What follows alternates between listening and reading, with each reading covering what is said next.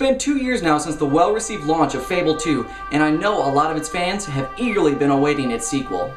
Released last Tuesday for the Xbox 360, Lionhead Studios and Microsoft Game Studios' new action RPG Fable 3 brings us back to Albion with several new features and design elements, but will it stand up to the epic tales defined by its predecessors? Let's check it out.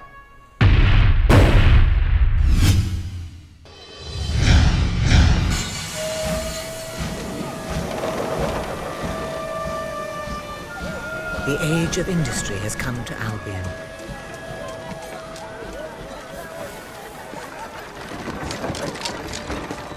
Though some call it the age of oppression. The story around Fable 3 takes place roughly 50 years following the events that took place in Fable 2. You're a nameless son or daughter of the hero of the previous title. Your older brother Logan rules the kingdom and is not too popular with the locals. His tyranny is well known, as it appears that the rich are getting richer, the poor continue to struggle to survive, and his personal army seems to carry out devious tasks of murder and deceit. While this may or may not be true, it will eventually be up to you to decide, as he forces a terrible decision upon you very early in the game that's so impactful that you begin to form a revolution against him. To do so, you and your companions, witty butler Jasper and military hero Walter, travel across the country to varied towns and villages to convince their generals and their armies to join your cause. Along the way, you find that you in fact have the powers of your father and will be the next hero of Albion, obviously. The first half of the game is all about building the forces of the revolution to overthrow your brother. The second half is about ruling the kingdom and preparing for a devastating attack by an evil force that is spreading rapidly across your neighboring country across the sea. As you persuade the generals to join your revolution, you make a promise to uphold something upon becoming king. Much of the game's morality decisions stem from withholding your promises to these people, and they will have significant effects on the outcome of the game world. This time around, I played through the title pretty much the opposite that I play any RPG. Basically, for any decision that I had to make, I did the exact opposite of what my gut told me to do, which inevitably led me to being a total evil asshole. I actually felt bad for the decisions I was making, but I stuck to my guns, and it led to a very interesting gameplay experience. Regardless, the entire tale is not epic by any means. I wasn't attached to the story at all like I was with Fable 2, which is really too bad because I thought Fable 2 was great. Is the reason you had to take Logan's place. Only you can defeat the creature that dwells in the shadows. If you do not...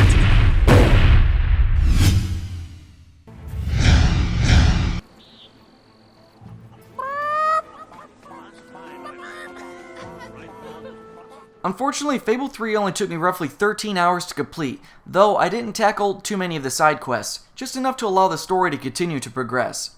It's important to note that you may continue to play after you beat it so that you can go back and finish up the side quests, as well as use your character to join your friends' games. That's right, it appears that the multiplayer functionality was properly implemented this time around. Your character can join friends' game in progress, or join a completely random player, as well as have others join your game. All the players will control their own characters and will earn money, items, and quest progression, though the host is in control of what zone you play in.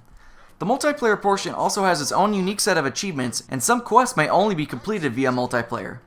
In addition, you can get married to other players or form a partnership to split the costs and profits of any properties that you purchase together. In an effort to immerse you into the experience, the designers completely removed all menus from the game. When you press the start button, instead of navigating through the clunky menu system of Fable 2, you're taken to the Sanctuary, where you can bring up a map to track quest progress and warp to destinations, or you may explore the various rooms that allow you to customize your character. One room allows you to decide which outfits, tattoos, and hairstyles your character will wear, as well as dye your clothes and save your favorite customizations for later quick swaps. The weapons room allows you to choose your melee, ranged, and magic spells. Another room displays your trophies, achievements, and treasure earned, and the final room shows statistics about how your character stacks up with your friends' characters, allows you to purchase DLC, and allows you to specify your multiplayer settings. Finally, the whole leveling up and acquiring new skills aspect of the game has been streamlined. No longer do you have to collect different colored orbs to spend on the skills and spells that you want to advance. Now you automatically collect generic orbs from all enemy deaths that get converted to guild seals, which are spent in a new area called the Road to Rule. This area has treasure chests that contain your new abilities, dyes, and emotes and interactions. The system is a lot simpler than the previous title. Now you simply unlock, for instance, Melee Level 3, which makes all of your melee moves more powerful instead of selecting various melee upgrades.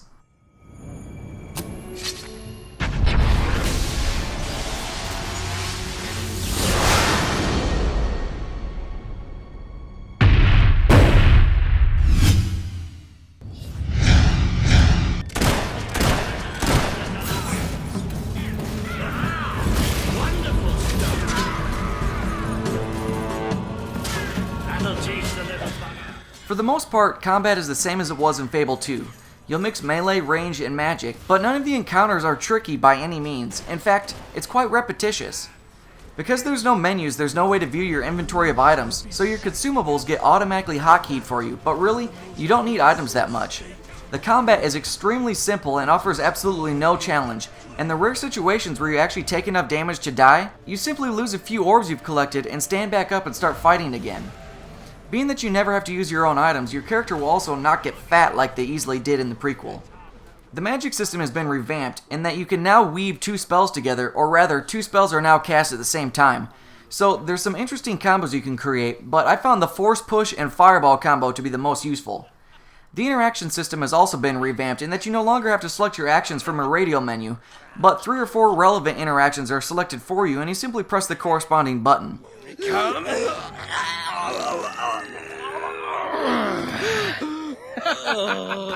A new holding hands mechanic has also been implemented to, I guess, try to get you more immersed into the game, but I just found it annoying. If you take the time to stray from the primary story quest, there's a lot to do in Albion. You can of course hit up the local prostitutes and set up some orgies, get a job, get married, have babies, purchase homes and shops, and repair and enhance your properties. But really, there isn't a need to do this like there used to be.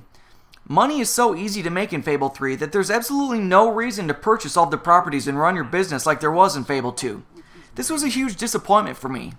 As you unlock new melee or ranged abilities in the Road to Rule, your weapons will level up and change in appearance and stats. Some weapons even have special objectives associated with them, like killing X amount of enemies during the day, which then unlocks special abilities for the weapons. It's neat that the weapons level up with you, but because of this, you don't ever need to worry about finding new gear. This is also a disappointment to me because that's the best part of RPGs. The primary story quests are actually quite boring, except to the parts where you have to deal with morality. Simply listening to 2 sides of a story and judging the outcomes was more fun to me than actually playing through the story missions. In fact, I found the side missions to be much more enjoyable. One side mission shrinks your character and puts them into a Dungeons and Dragons-like board game. As you move through the board, the stereotypical nerds act out the voices of the characters you encounter and roleplay the situations they put you in. It was absolutely hilarious. Nobleman, strong enough to dispatch highwaymen, but gentle enough to hold me for hours in his warm, powerful arms. Hang on, who's talking here? You or Mildred? That was Mildred. What about the princess? You should say that Mildred saw some hobs carrying a large wriggling bag. But she didn't. And that she's really hot.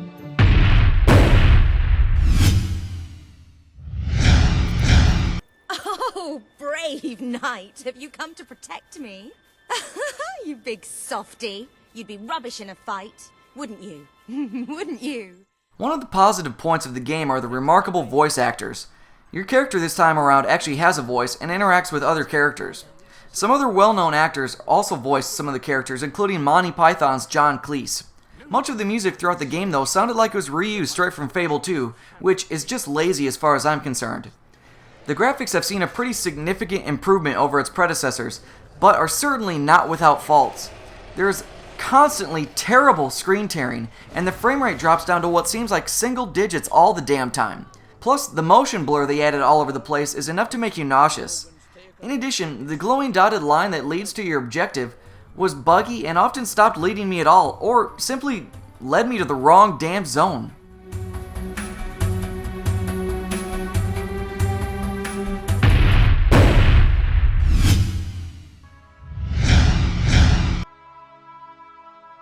To be blunt, Fable 3 was rushed and is unfinished, and I'd honestly just give this game a pass.